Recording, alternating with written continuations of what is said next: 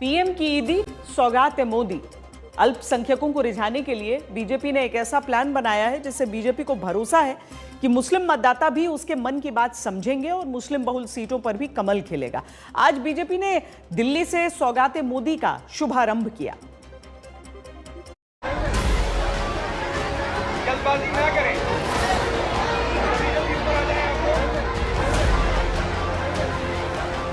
सबका साथ, सबका विकास और सबका विश्वास का नारा गढ़ने वाले प्रधानमंत्री नरेंद्र मोदी की जरूरतमंद अल्पसंख्यकों को ये सौगात है। इसे नाम दिया गया है सौगात मोदी। आज से योजना की शुरुआत हो गई है और देखिए कैसे इस सौगात मोदी की किट लेने वालों की होड़ लगी है। ईद के मौके पर मुस्लिम परिवारों के बीच में पहुंचने के लिए बीजेपी की तरफ से एक बड़ा कार्यक्रम चलाया जा रहा है। ये है सौगात मोदी। जी हां, सौगात मोदी किट एक तैयार किया गया है बीजेपी अल्पसंख्यक मोर्चे की तरफ से, जिसमें ये बताया गया कि सौगात मोदी के अंतर्गत गरीबों में सहायता किट वितरण कार्यक्रम ये है और इसको पूरी तरीके से उन गरीब परिवारों को दिया जाएगा जिनके यहाँ ईद के वक्त काफी दिक्कतें होती थी। इसके अंदर क्या क्या होगा और किस तरीके से इसको तैयार किया गया है। दरअसल 32 लाख जो देश भर के मुसलमान हैं उनको इस तरीके की किट जो है वो दी जा रही है। सौगात मोदी का नाम सुनकर थोड़ी देर के लिए लग सकता है कि ये योजना सिर्फ मुस्लिमों के लिए है, मगर नहीं, ये किट मुस्लिम, सिख और ईसाई समुदाय के जरूरतमंदों के लिए है। हम लोगों तक पहुंचकर उनके खुशियों में शामिल हो।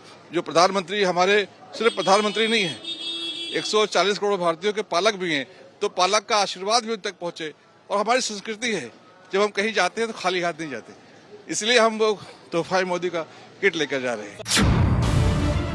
बताया जा रहा है कि इस किट में खाने पीने की चीजों के साथ साथ कपड़े, सेवई, खजूर, ड्राई फ्रूट्स और चीनी है। महिलाओं की किट में सूट का कपड़ा है, पुरुषों की किट में कुर्ता पायजामा है। हर किट की कीमत करीब 500 से 600 रुपए बताई गई है। सबका साथ हमको मिले, प्रधानमंत्री जी को सबकी दुआएं मिले और सबका जो त्योहार है वो खुशियों भरा हो, त्योहार में रंग भर जाए, इसके लिए हम सब लोगों ने माननीय प्रधानमंत्री श्री नरेंद्र मोदी जी के तरफ से एक सौगाते मोदी किट बनाया है, जिसमें खाने पीने सामान है और ईद के सामान है, ईस्टर के सामान है और उसमें हमारी जो बहन है उसके लिए हमने ईद का कपड़ा रखा हुआ है। देखा जाए तो बीजेपी की ये कोशिश है कि मुस्लिमों से जुड़ सके। इसीलिए बीजेपी का प्लान है कि बीजेपी के 32,000 पदाधिकारी 32,000 मस्जिदों में 32 लाख गरीब मुसलमानों को सौगाते मोदी देंगे।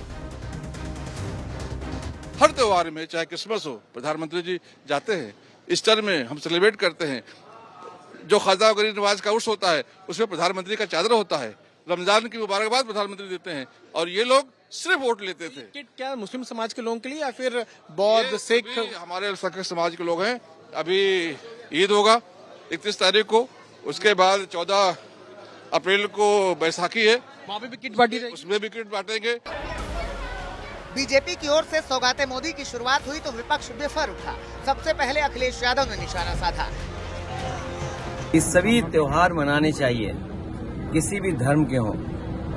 खुशी की बात है कि भारतीय जनता पार्टी अब मनाने लगी है बड़े पैमाने पर, और भारतीय जनता पार्टी वो दल है उसे अगर एक वोट मिलना हो कुछ करने से तो वो तुरंत परफॉर्म कर देंगे वो चीज। अखिलेश यादव के अलावा विपक्ष के बाकी नेता भी बीजेपी की इस योजना पर बिफरे हुए हैं।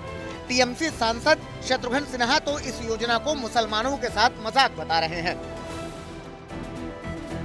वो हमारा ही पैसा है, हमारे लोगों का पैसा है। कुछ अपनी नजरों में जिनको लगता है कि प्राथमिकताएं हैं, उस प्राथमिकताओं के आधार पर देते हैं, बांटते हैं। ये जनता का ही पैसा है, देश का पैसा है, वो इसके रखवाले माने जाते हैं। कहाँ तक रक्षा कर रहे हैं, कहाँ तक रखवाले हैं, इस पर अभी नहीं बोलना चाहूंगा। और सौगाते मोदी, इसमें अहंकार की बू आती है। जल्दी जल्दी ऊपर आ जाएं आप लोग। अच्छा, बात इतनी होती तो भी ठीक थी। आरजेडी तो और बमक उठी। आरजेडी सांसद ने सवाल किया कि क्या मोदी खुद को सल्तनत चलाने वाले बादशाह समझते हैं जो सौगात की बात कर रहे हैं? तो ये सौगात वौगात या अगर अपने आप को बादशाह समझने लगे तो मैं क्या ही कहूँ। या ये दिल्ली में सरकार नहीं चला रहे, सल्तनत अगर चला रहे हैं तब तो सौगात और तोहफा ठीक है। वैसे भी इनको अपनी तस्वीर चिपकाने की एक आदत सी है। माननीय प्रधानमंत्री जी को डेथ सर्टिफिकेट को छोड़ के हर जगह चिपका चुके हैं। अब सौगाते मोदी पर महाभारत छिड़ी हुई है। कोई इसे मुसलमानों के साथ छल बता रहा है, कोई इसे चुनावी दांव कह रहा है, मगर इतना जरूर है कि बीजेपी की इस योजना की चर्चा खूब हो रही है। दिल्ली से जितेंद्र बहादुर सिंह के साथ आज तक ब्यूरो। बीजेपी ने सौगाते मोदी की शुरुआत दिल्ली से की है, मगर इसकी सबसे ज्यादा चर्चा बिहार में है, क्योंकि बिहार में इसी साल विधानसभा के चुनाव होने हैं और विपक्ष आरोप लगा रहा है कि मुस्लिम मतदाताओं को लुभाने के लिए बीजेपी ने यह दांव चला है। हालांकि विपक्ष के नेता यह भी कहते हैं कि ऐसी सौगातों से बीजेपी को बिहार में कोई फायदा नहीं मिलेगा।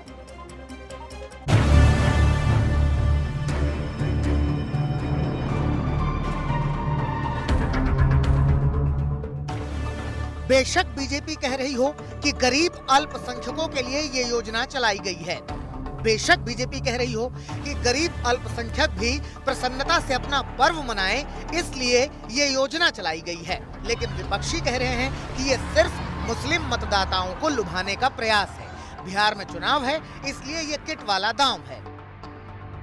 बिहार में चुनाव भी होना है, तो उस चुनाव को मद्देनजर रख करके कोशिश तो होगी, लेकिन मैं समझता हूं कि सबसे बड़ी सौगात ये हो सकती है कि अगर कुछ कर सकते हैं तो उनके साथ न्याय करें, उनका हक, उनको सम्मान, यही सबसे बड़ी सौगात होगी।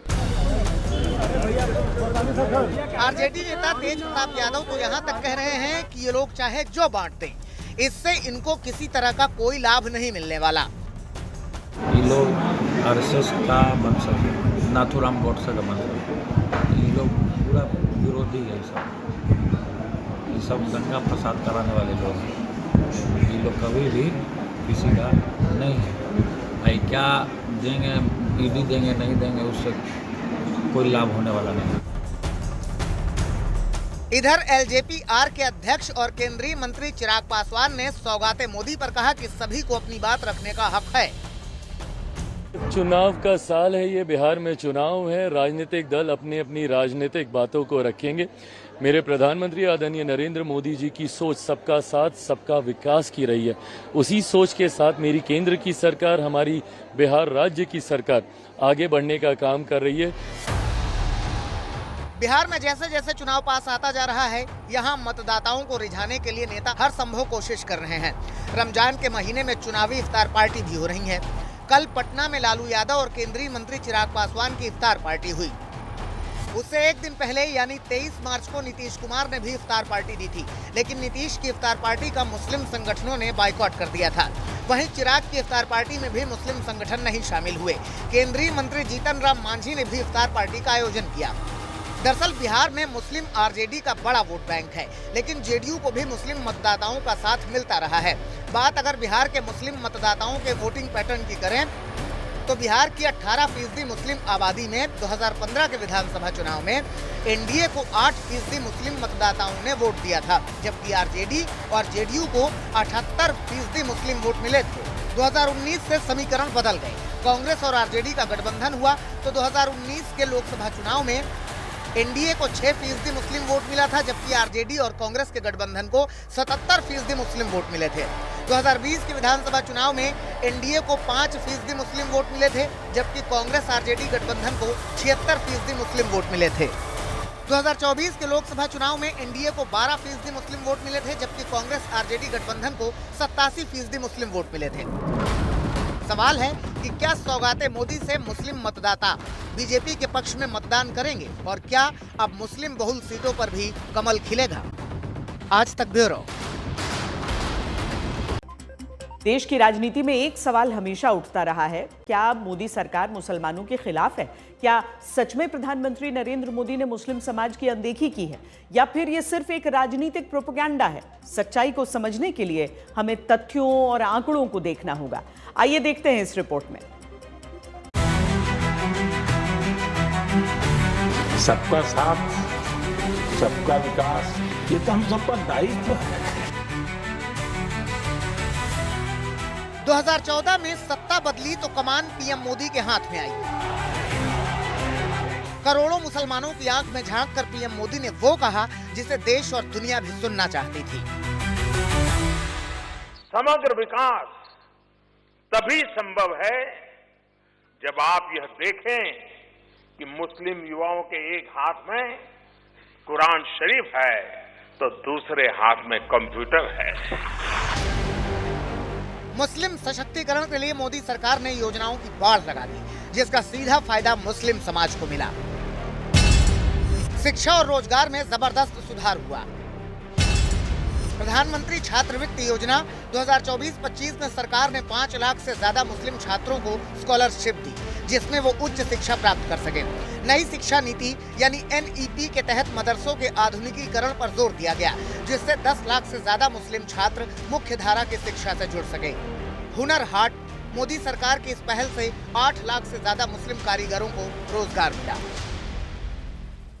वोट बैंक की राजनीति में एक छलावा, एक काल्पनिक भय, एक काल्पनिक वातावरण और डर का माहौल पैदा कर करके उनको दूर भी रखा, दबा करके भी रखा और सिर्फ चुनाव में उपयोग करने का खेल चला। एक गरीब मुस्लिम परिवार का सपना होता है कि उसका बच्चा पढ़ लिख कर आगे बढ़े। ये सिर्फ सरकारी योजना नहीं, बल्कि सपनों को उड़ान देने की कोशिश है।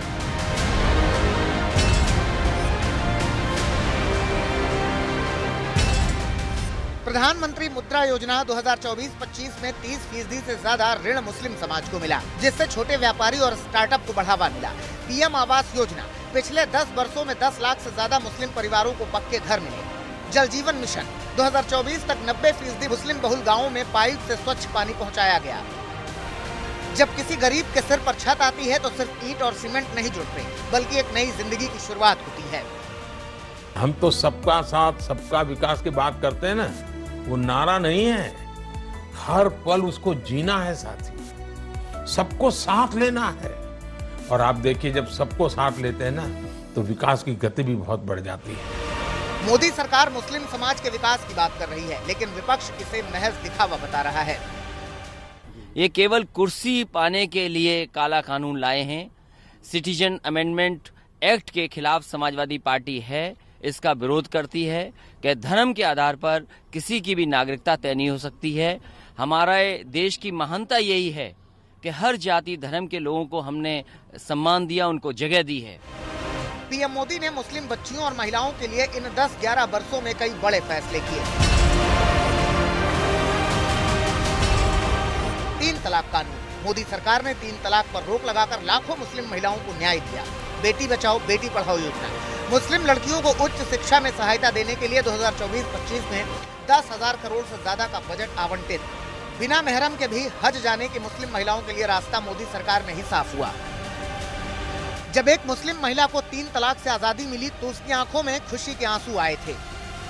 3 तलाक की प्रथा जब खत्म होती है तब सिर्फ बेटियों को न्याय मिलता ऐसा नहीं है, उस पिता को भी न्याय मिलता है, उस भाई को भी न्याय मिलता है जिसकी बेटी 3 तलाक के कारण घर लौट के आती है, जिसकी बहन 3 तलाक के कारण घर लौट के आती है।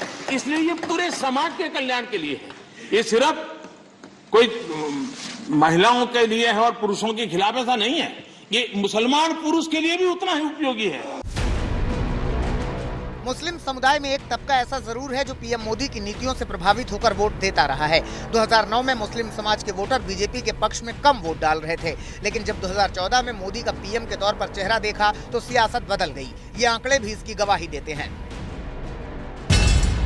2014 लोकसभा में 8%, 2019 लोकसभा में 8% और 2024 लोकसभा चुनाव में भी 8% मुसलमानों ने बीजेपी के पक्ष में वोट किया। वहीं 2024 के लोकसभा चुनाव में मुस्लिम समाज का वोटिंग पैटर्न भी काफी कुछ कहता है। यूपी में एनडीए को 2% तो इंडिया गठबंधन को 65%, बिहार में एनडीए को 12% तो इंडिया गठबंधन को 87% वोट। एमपी में एनडीए को 6% तो इंडिया गठबंधन को 86% वोट मिले। वहीं ममता के गढ़ में एनडीए को 7% और इंडिया गठबंधन को 73% वोट मिले। कर्नाटक में एनडीए को 8% तो विपक्ष को 92%, लेकिन दिल्ली में एनडीए को 14% वोट मुस्लिम वोटरों के मिले, जबकि इंडिया गठबंधन को 83% वोट मिले। राजस्थान में भी दिल्ली की तरह 14% एनडीए को वोट मिले, जबकि इंडिया गठबंधन को 68% मुस्लिम वोट मिले। वहीं गुजरात में सबसे ज्यादा 29% वोट एनडीए को मिले, तो इंडिया गठबंधन का वोट फीसदी गिरा। गुजरात में 59% मुस्लिम वोट ही हासिल कर सका इंडिया गठबंधन। मोदी सरकार पर मुस्लिम विरोधी होने के आरोप लगते रहे हैं, लेकिन आंकड़े कुछ और ही बताते हैं। विपक्ष ने हमेशा इसे सियासी चश्मे से देखा, लेकिन हकीकत यही है कि लाखों मुस्लिमों को मोदी सरकार की योजनाओं का फायदा मिलता रहा है। यानी सबका साथ, सबका विकास, सबका विश्वास। आज तक ब्यूरो।